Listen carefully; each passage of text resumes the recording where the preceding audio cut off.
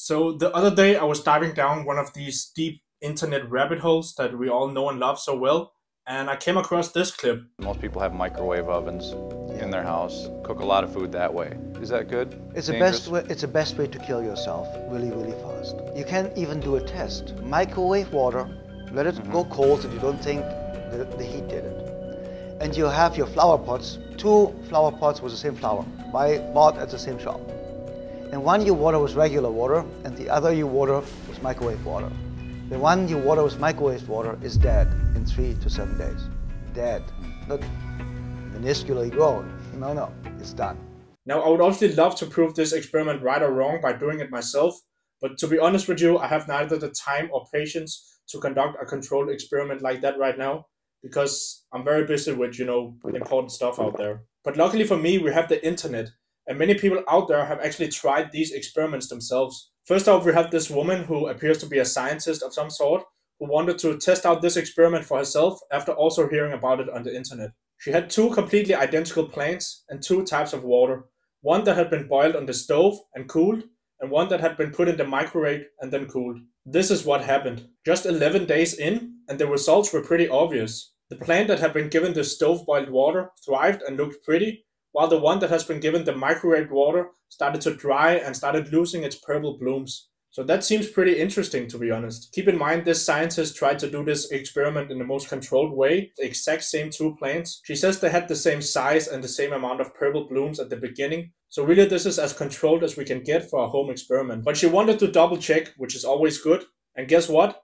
The same thing happened. But can we really trust this woman and her homemade experiment? Well, maybe not. So what other proof is out there? Well, there was actually an infamous girl who ran a similar experiment back in 2006 for a science fair project. She reported the exact same results. And since that infamous science fair project by that little girl, you've had countless people across the internet over the years trying similar experiments and actually coming to the same results. There was even a study back in 2018 that showed that when corn seedlings were watered with water that had just been heated on the stove, they produced bigger shoots and they grew faster than when the corn seedlings were watered with water that had been heated in the microwave. So what the is going on here? If microwaved water can do this to plants, what can it do inside our body? Is it time to throw out your microwave for good? Well, let's find out.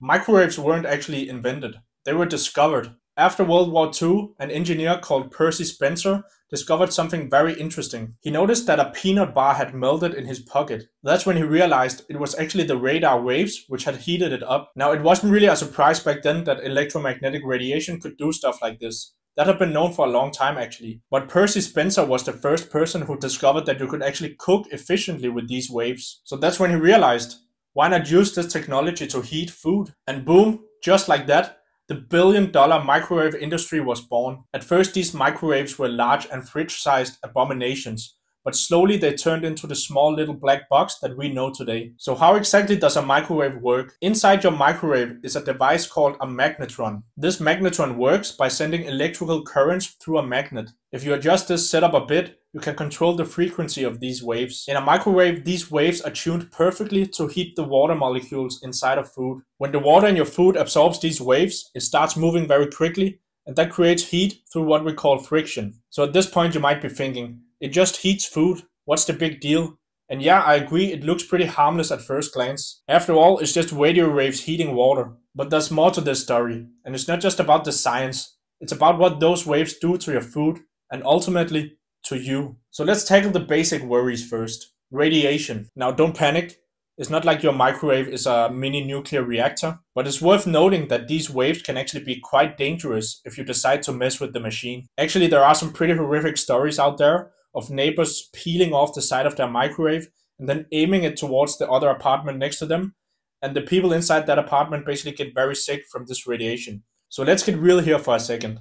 Microwaves do use radio waves, which is a form of non-native radiation. Sure, it's a low form of energy, but radiation is radiation, and something powerful is going on within that metal box. I mean, if you put metal inside your microwave, you're one step away from blowing up your entire kitchen. So clearly there's more going on here than just lightly heating leftovers. And I'm sure we've all heard this warning. Don't stand close to your microwave. And this is for good reason. Microwaves have often been linked to cataracts. But let's say you just step back a few feet.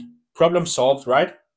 Not quite, because there are some other well-known problems with microwave ovens. Every time you microwave your food, you're not just losing a little nutritional value, you're actually sacrificing a lot. Studies show that sapping garlic for just 60 seconds within a microwave almost completely destroys its main nutrient, allicin. And if you're one of the many people who use a microwave oven to heat your broccoli, think again, because you actually lose 97% of the antioxidants in the broccoli when you heat it in the microwave, compared to only 11% if you steam it. So that's a massive difference. But hey, if you know me, you know that we don't really want to rely on vegetables for nutrition anyway. So what about some real food? Well, if you put milk in the microwave for a few minutes, you lose up to 30 to 40% of its B vitamins. The same thing happens with foods rich in vitamin C. There are studies out there done on asparagus, which shows that it loses its vitamin C content completely when it's put in a microwave. But the interesting thing to me is that it's not just that the microwave destroys the vitamin C in these foods.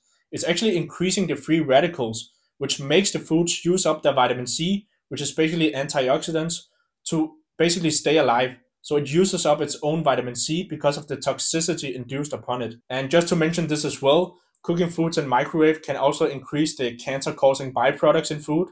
And this happens especially when you overcook it. And sure, all cooking methods can basically do this, but with microwaves the spike is even more significant. And the last point here, microwaves have also been shown to oxidize cholesterol, which is not good. And don't even get me started on the plastic that people usually use to heat their microwave dinners.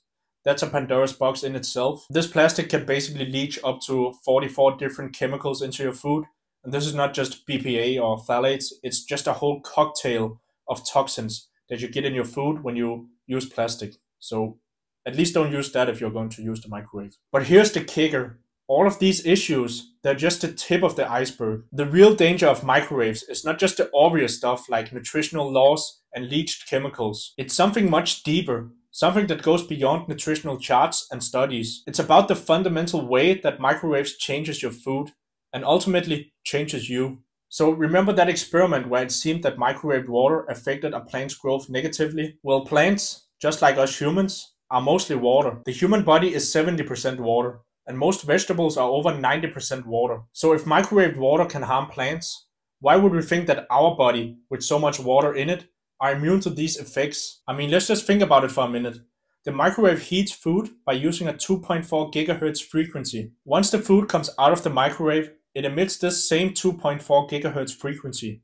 That's what we call a secondary emission. You then eat this food and it goes into your digestive tract, and it continues to emit this 2.4 gigahertz frequency. From an evolutionary perspective, this is very different from the way we humans have consumed our food for our entire history. For thousands and thousands of years, we humans have cooked food over a fire or some kind of direct heat surface, which is a natural process. Microwaves, on the other hand, alter the molecules in the food in a way that we humans basically aren't designed to handle. And before you call me a crazy conspiracy theorist for saying that, let me remind you that digestive tract cancer is literally the second leading cause of death in America. So we are definitely doing something that is completely messing up our digestive system. We shouldn't rule out that microwaves could play a part in this. It's worth considering. To me though, the real question is, do we even need microwaves? I think they greatly symbolize the convenience trap that modern society has largely fallen into. Convenience is so tempting in the modern world. Junk food is easy, microwaving is quick, but this convenience often comes at the cost of our health. This is the world many of us have chosen.